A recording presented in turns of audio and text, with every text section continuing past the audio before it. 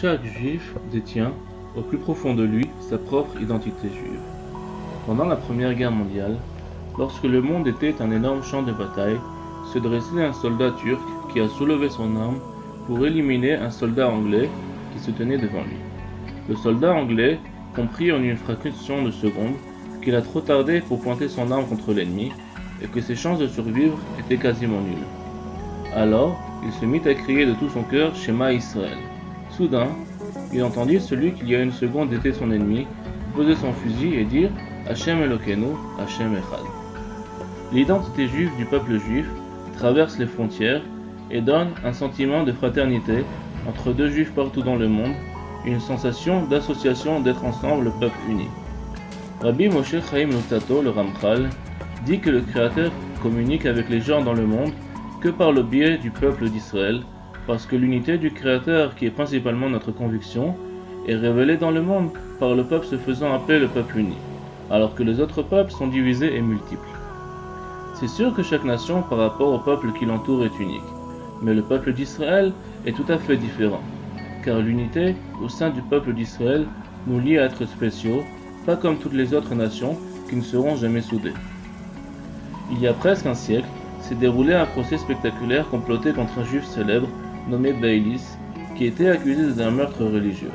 Et pour prouver sa culpabilité, on invita à l'audience le prêtre local afin de citer les sources talmudiques de meurtre de non-juifs.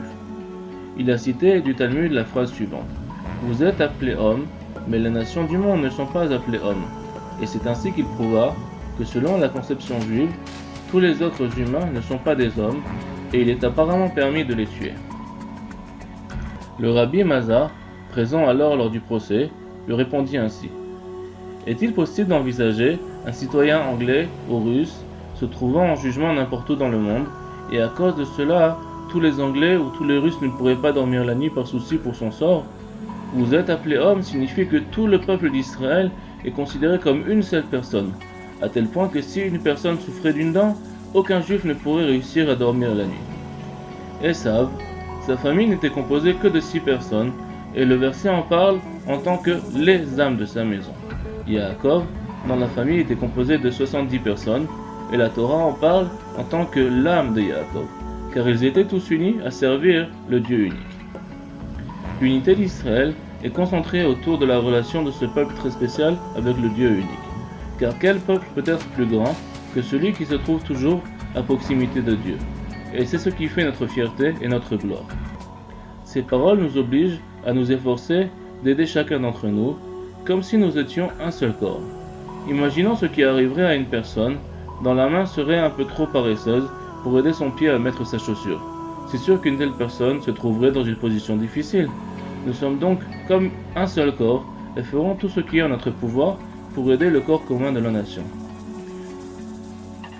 Nous avons pris sur nous la tâche d'aider les nouveaux immigrants provenant de nombreux pays, en particulier de France, à s'intégrer lors de leur venue en Israël, dans la société, dans les études, à trouver un travail et à se marier.